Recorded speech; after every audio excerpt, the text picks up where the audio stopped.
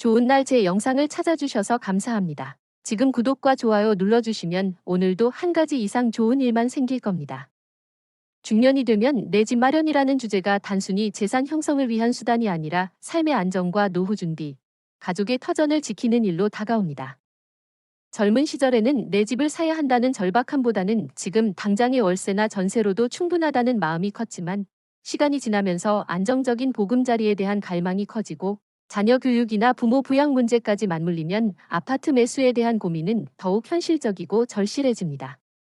그렇다면 지금과 같은 시점에서 실수요자가 아파트를 사는 것이 과연 맞는 선택일까 하는 물음은 단순한 경제적 판단을 넘어 삶의 방향성과 직결되는 무게를 가집니다. 집은 단순한 재산이 아니라 삶의 근거지. 많은 사람들이 아파트 매수를 두고 시세와 시장 흐름만을 이야기합니다. 그러나 실수요자에게 집은 오르내리는 그래프가 아니라 매일의 일상과 감정이 머무는 자리입니다. 주방에서 가족과 아침을 나누고 저녁이면 거실에서 아이와 대화를 나누며 주말에는 베란다에서 햇살을 즐기거나 가족과 식탁을 마주하는 소소한 순간이 곧 삶의 만족이 됩니다. 그래서 실수요자는 투자의 타이밍보다는 나와 가족에게 지금 필요한 공간인지, 앞으로의 시간을 지탱할 안정감을 줄 수 있는지에 초점을 맞추는 것이 우선되어야 합니다.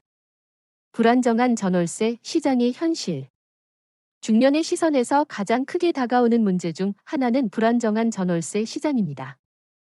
계약 만기가 다가올 때마다 오르는 전세값과 불안정한 월세 부담은 삶의 안정성을 크게 흔듭니다. 집주인의 사정에 따라 갑작스럽게 이사를 해야 하는 경우도 많고, 이 과정에서 자녀 학교 문제나 부모님과의 거리 문제가 발생하기도 합니다. 이럴 때 내 집 마련은 단순히 돈을 불리는 차원이 아니라 불안에서 벗어나 안정적인 생활을 누릴 수 있는 최소한의 안전망이 됩니다. 금리와 매수 타이밍의 고민. 많은 실수요자가 지금 매수해야 할지 망설이는 가장 큰 이유는 금리와 가격의 불확실성입니다. 금리가 높아지면 대출 부담이 늘어나고 가격이 조정될 가능성이 있다는 전망이 나오면 기다려야 하는 것 아닐까 망설이게 됩니다. 하지만 실수요자의 관점에서는 지나치게 타이밍을 재는 것이 반드시 유리하지만은 않습니다.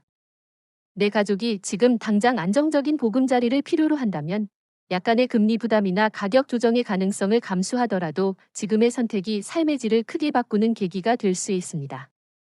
실제로 중년 세대는 젊은 시절과 달리 대출 기간이 짧고 소득의 정점에서 은퇴를 준비하는 시기이므로 무리하지 않는 범위에서 대출을 활용해 집을 마련하는 것이 장기적으로는 더 합리적일 수 있습니다. 입지와 생활 편의의 중요성. 실수요자가 집을 살 때 가장 우선해야 할 요소는 입지와 생활 편의입니다. 가격이 조금 낮더라도 교통이 불편하거나 생활 인프라가 부족하다면 결국 이사를 고려하게 될 수 있습니다.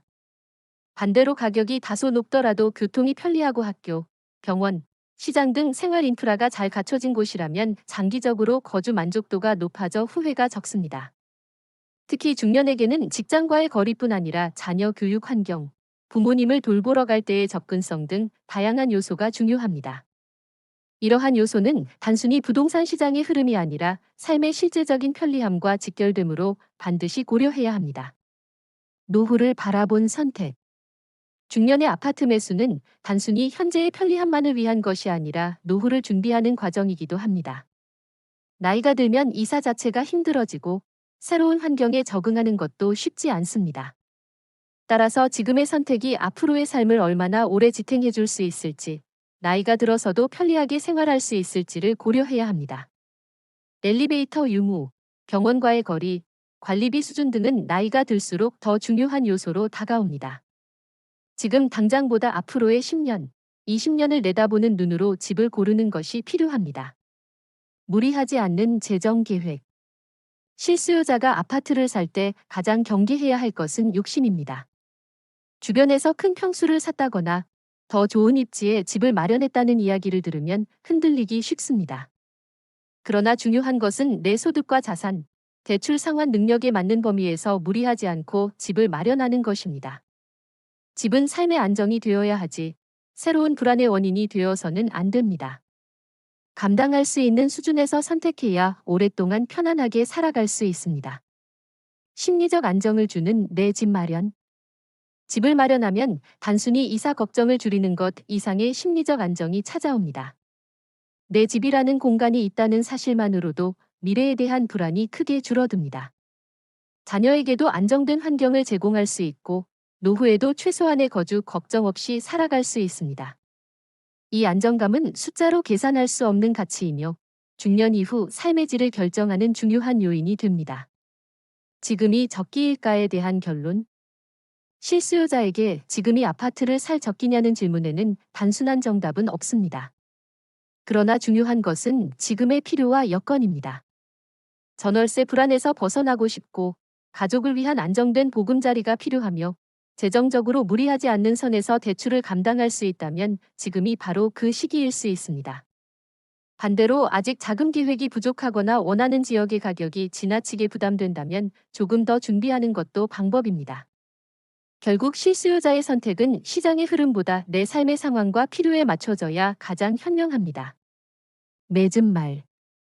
중년이 된다는 것은 더 이상 집을 단순한 자산으로만 바라볼 수 없다는 뜻입니다. 삶의 무게와 가족의 책임, 앞으로 다가올 노후까지 고려해야 하는 시점에서 아파트 매수는 단순한 재테크가 아니라 인생의 방향을 결정하는 중요한 선택이 됩니다. 따라서 지금이 적기인지 묻기보다는 내 삶이 지금 집을 필요로 하는지, 내가 감당할 수 있는 범위 안에서 안정된 터전을 마련할 수 있는지가 더 본질적인 질문이 될 것입니다. 그리고 그 답은 다른 누구도 아닌 나 자신과 내 가족의 상황 속에 담겨 있습니다. 사례 하나, 자녀 교육 때문에 매수를 고민하는 경우. 어느 가정은 중학교에 다니는 아이가 있습니다. 아이가 곧 고등학교에 진학하는데 지금 살고 있는 전셋집은 학군이 썩 만족스럽지 않습니다. 부모는 아이의 교육 환경을 조금 더 좋은 곳으로 옮겨주고 싶은 마음이 간절합니다. 그러나 현실적인 문제는 전세가 계속 오르고 있고 이사 때마다 전세금을 맞추는 게 점점 부담이 된다는 점입니다. 이 부모는 깊은 고민에 빠집니다. 아이의 교육을 생각하면 지금이라도 조금 무리해서라도 집을 사야 할 것 같고 시장 상황을 생각하면 가격이 더 떨어지길 기다려야 할 것 같기도 합니다. 그러나 결국 부모는 아이의 안정된 학업 환경을 더 중요하게 여겼습니다. 전세로 살다가 계약 만기 때마다 이사를 다니면 아이가 제대로 공부에 집중하기 어렵기 때문입니다. 안정적인 거주지를 갖추는 것이 아이의 학업에도 긍정적 영향을 줄 수 있다는 판단이었습니다. 이처럼 자녀 교육 문제는 실수요자에게 있어 집을 매수하는 가장 큰 계기가 됩니다. 결국 내 집 마련은 단순한 경제 논리를 넘어 가족의 미래와 직결된 선택임을 알 수 있습니다. 사례 둘, 은퇴를 앞두고 집을 줄이는 경우. 또 다른 가정은 은퇴를 몇 년 앞두고 있습니다. 직장 생활 동안 모은 돈으로 도심의 큰 평수 아파트에 살고 있지만 이제는 아이들이 모두 독립하고 부부 둘만 남았습니다. 유지비가 만만치 않고 은퇴 이후의 생활비를 생각하면 지금의 집이 오히려 짐이 될 수 있습니다. 이 부부는 결국 지금 살고 있는 집을 팔고 조금 작은 평수의 아파트로 옮기면서 남는 돈을 노후 자금으로 활용하기로 했습니다. 이 결정은 단순히 돈의 문제가 아니라 앞으로의 삶을 어떻게 설계할 것인가에 관한 문제였습니다. 나이가 들수록 넓은 집은 불편해지고 관리비도 부담이 됩니다. 오히려 작은 집에서 아늑하게 지내면서 의료비나 생활비에 보탤 수 있는 여유 자금을 확보하는 것이 더 현명한 선택일 수 있습니다. 중년 이후의 아파트 매수는 이렇게 집을 넓히는 것이 아니라 줄이는 과정에서 이루어지기도 합니다.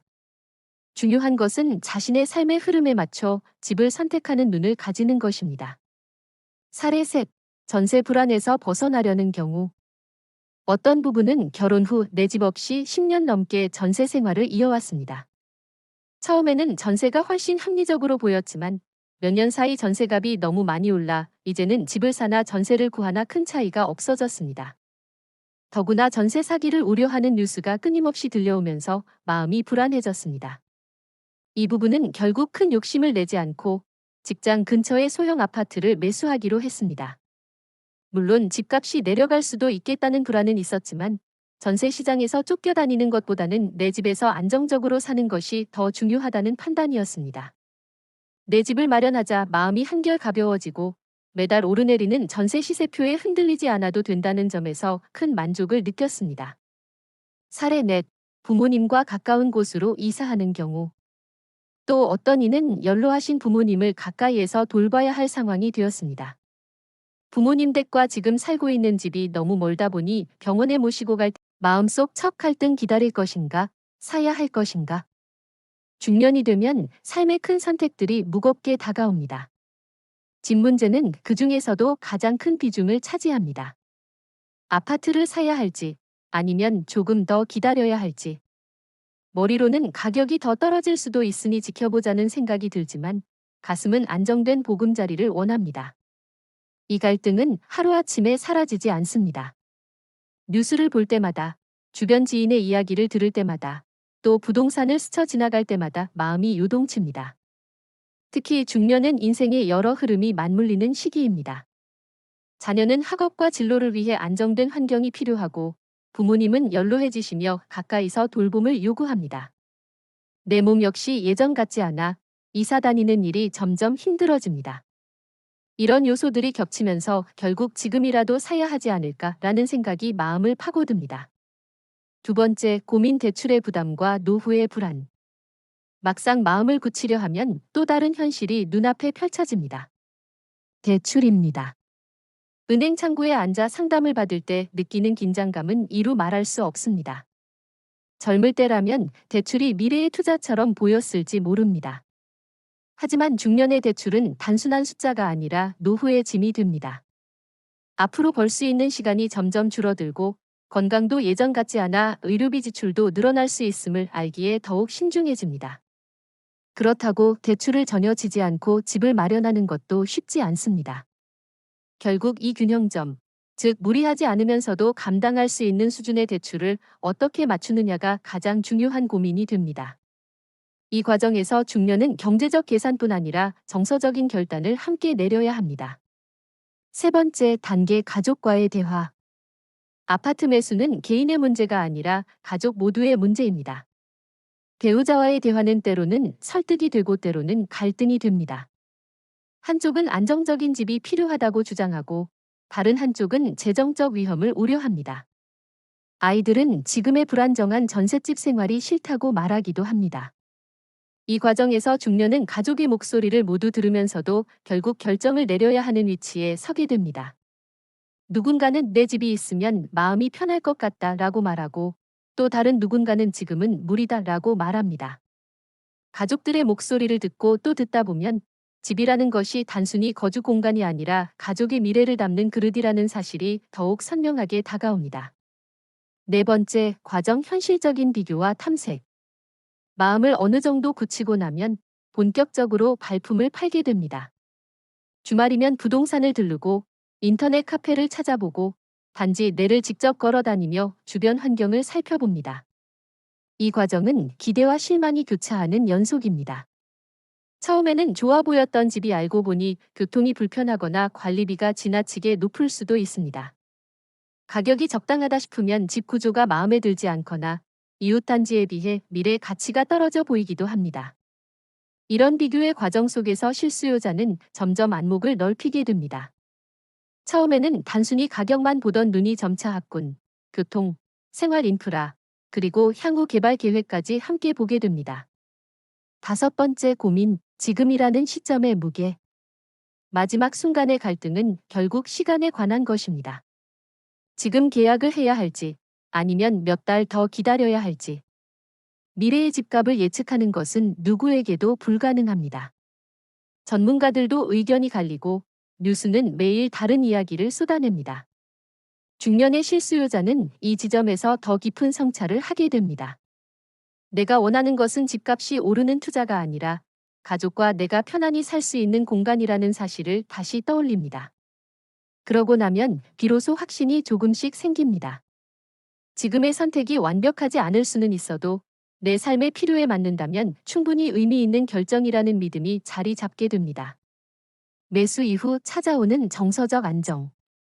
집을 마련하고 나면 비로소 마음이 한결 가벼워집니다.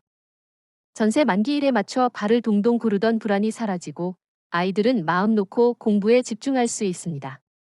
배우자와의 대화에서도 불필요한 긴장이 줄어듭니다. 집은 단순한 건물이 아니라 정서적 안식처라는 사실을 실감하는 순간입니다. 물론 대출 상환이라는 숙제가 남아있지만 그조차도 가족의 안정과 맞바꾼 선택이라면 충분히 감당할 만하다고 느끼게 됩니다. 이제는 집값의 오르내림에 매번 흔들리지 않고 내 삶의 중심을 지켜줄 공간이 있다는 사실 자체가 위안이 됩니다. 맺은 말.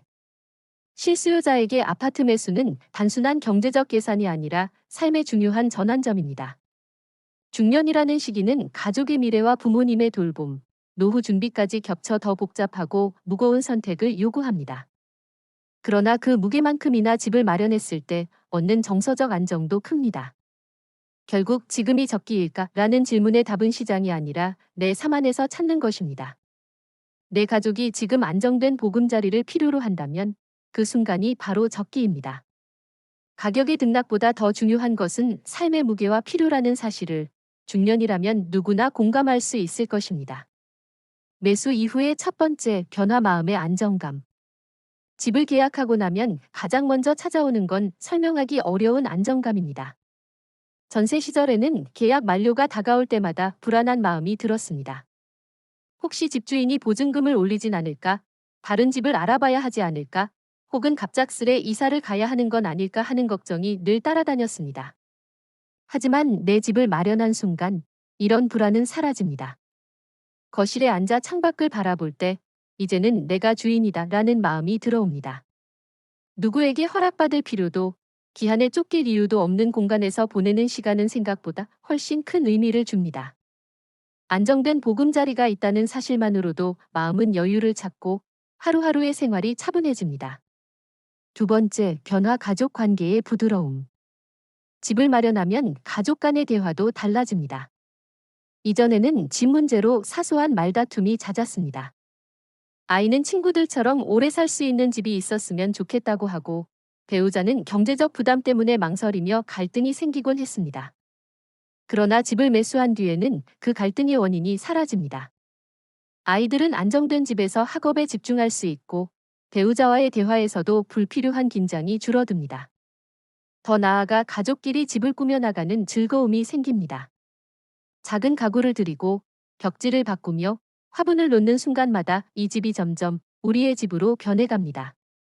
이 과정은 단순한 인테리어를 넘어서 가족의 유대감을 깊게 만들어줍니다. 세 번째, 변화 생활 리듬의 안정. 내 집이 생기면 생활의 리듬도 안정됩니다. 이사를 준비하거나 집을 알아보느라 신경 쓰던 시간이 줄어들고 그만큼 일상에 집중할 수 있게 됩니다. 주말에는 부동산을 들를 필요가 없고 집주인에게 눈치를 볼 이유도 없습니다. 특히 중년에게는 이런 안정된 리듬이 건강에도 좋은 영향을 줍니다. 불규칙하게 흔들리던 수면이 차츰 회복되고 마음속 근심이 줄어들며 혈압이나 긴장도 완화됩니다. 의학적으로도 스트레스가 줄어드는 것은 면역력을 높이고 만성질환을 예방하는 효과가 있습니다. 결국 내 집 마련은 단순한 재산의 확보를 넘어 몸과 마음을 지키는 선택이 되는 셈입니다. 그러나 찾아오는 후회 무리한 대출의 무게. 하지만 매수 이후에도 후회가 전혀 없는 것은 아닙니다. 특히 대출을 크게 끼고 산 경우에는 이 무게가 마음을 짓누릅니다. 처음에는 감당할 수 있다고 생각했지만 막상 상환이 시작되면 매달 빠져나가는 금액이 만만치 않습니다.